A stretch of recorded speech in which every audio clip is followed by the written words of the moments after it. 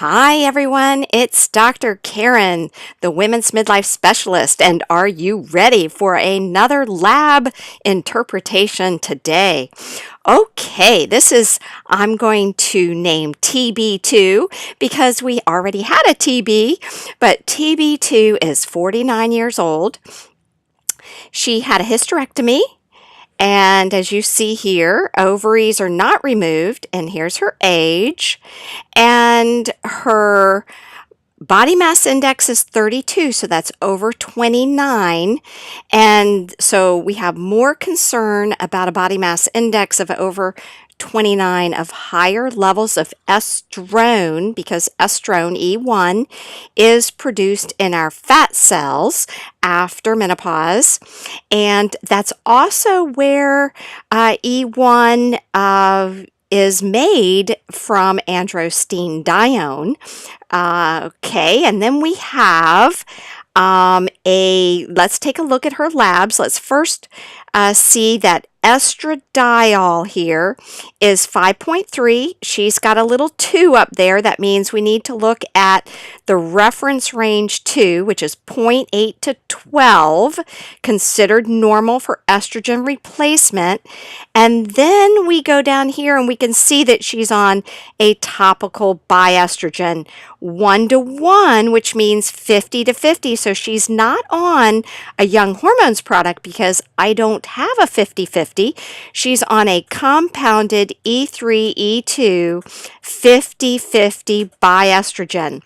In addition to that, she's on 100 milligrams of oral progesterone. It's compounded, so I don't know if it's prometrium or maybe that's compounded, meaning delayed action, which is better than prometrium, which only lasts 6 to 10 hours, which does not give you coverage all day long. So let's look at what she's using 50-50 with these 100 milligrams of oral progesterone and see here that her progesterone is 106. There's a little 2 there. So we can see that number 2, the reference range is between 30 and 300. But if you look at how much estrogen she has compared to how much progesterone, she is still significantly estrogen dominant. So this needs to be adjusted with higher doses of progesterone. Excuse me. Now her testosterone. Her testosterone is 22, and it's nice to take a look at graphs when we look at this. Age dependent between 16 and 55. She's not using any testosterone. DHEA is 2.4. This is actually low for her age. And then these cortisols. We've got a low morning cortisol, and then we've got high afternoon or evening and night cortisols. This is late afternoon or usually around 5 p.m. and then the evening cortisol is also high. So she has a difficult time in the morning probably getting up because her cortisol is low in the morning. Then it normalizes around noon, but then it actually kind of goes up. This is actually low normal for noon, by the way. That's not a great noon. She's not really eliciting that great of a cortisol level. And then she's got some elevation in the afternoon. So we've got some adrenal dysfunction here, and then we've got a progesterone deficiency and a DHEA that is low or low normal. But if we look at the graphs, we can take a look and see better where she's at. So her estradiol and progesterone are high, so they don't show them on the graphs, but I don't worry too much about that as long as the progesterone to estrogen ratio is balanced, which it is not. Testosterone low normal and DHEA low for her age at 49. Almost made it to the graph, but low.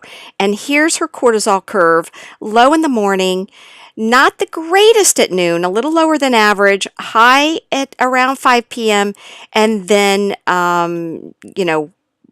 we're always lowest at night, and it's showing that we're basically at the higher end of normal in the evening. So we've got almost a flat curve, but it's not truly flat. I mean, there's a little up and down here. So that does tell me she's got some adrenal insufficiency. Okay, so what are we going to do here? Let's fix this, right? Let's fix this. Here's what our options are. Okay, so TB2, you could stay on your current treatment of bias 50-50 if you want, because the estrogen, but because you're estrogen dominant, you're going to need to add some additional progesterone in any which way you want to do. If you want to go with compounded, increase your compounded progesterone, that would work. That would, but I would increase it quite significantly. You're at 100 milligrams. This is going to need quite significant increase to manage this biased 50-50 that you're on. So that's an option. You can go with Hormone Protect. This is our Young Hormones cream. That is my recommendation would be 2 pumps twice a day. That would give you an additional 40 milligrams of cream progesterone. That's equivalent to about 200 milligrams orally. Another option is if you just want the compounded progesterone, I would pop that all the way up to 300 milligrams, from 100 to 300 oral. The other option you have is to jump over here, get off what you're currently on, which is the compounded 50-50. You know, I'm not sure you need the 50-50. You might. If you do, you know, that's one option. Or you could just go with Hormone Heaven, which is going to give you a nice balance of bioidentical estrogens to progesterone. So it's very unlikely that you would need additional progesterone, though at 49 years old, sometimes you do need it if your ovaries are not removed. However, I suspect that you have already gone through menopause because somebody has already prescribed you a biestrogen of 50-50. You did not specify when your last menses was because you can't. You don't have a uterus, so there's no way to know whether or not you're still producing some of your own estrogen. Okay, so you could either do the Hormone Protect 2 pumps twice a day, or you could switch over to Hormone Heaven, stop the 50-50 and the oral progesterone, and just go with 2 pumps twice per day. So you have a couple of options here. If you stick with your 50-50, I highly recommend either this twice daily, 2 pumps twice daily, or getting that compounded oral progesterone up to about 300 milligrams. Okay, well, what about this DHEA and cortisol? What are we going to do about that?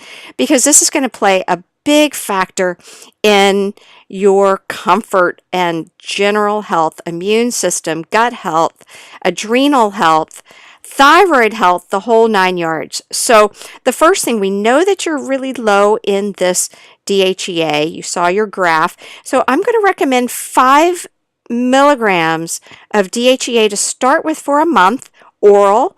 This is an orthomolecular product. I would appreciate you going ahead and ordering from me, but you can. We have free shipping and 10% off of all orthomolecular products.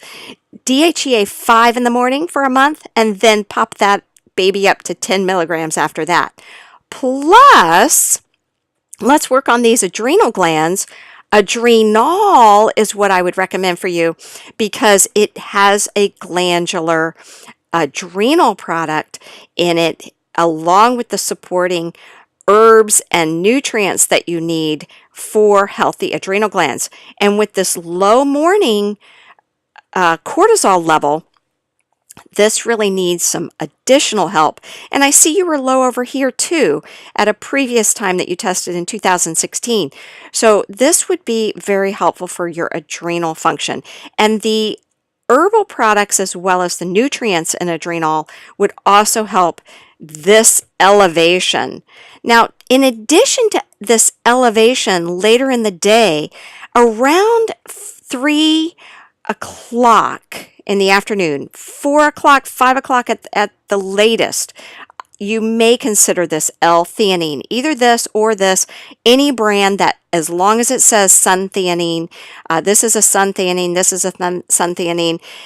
This one's nice because it's chewable, and one chewable is 100 milligrams, 2 is 200 milligrams, and you can adjust your dose a little bit. Now, theanine increases gamma aminobutyric acid in the brain. It helps calm the adrenal glands. It's excellent for us when we have elevated cortisol levels. And the reason why I'm recommending it around 3 to 4 p.m.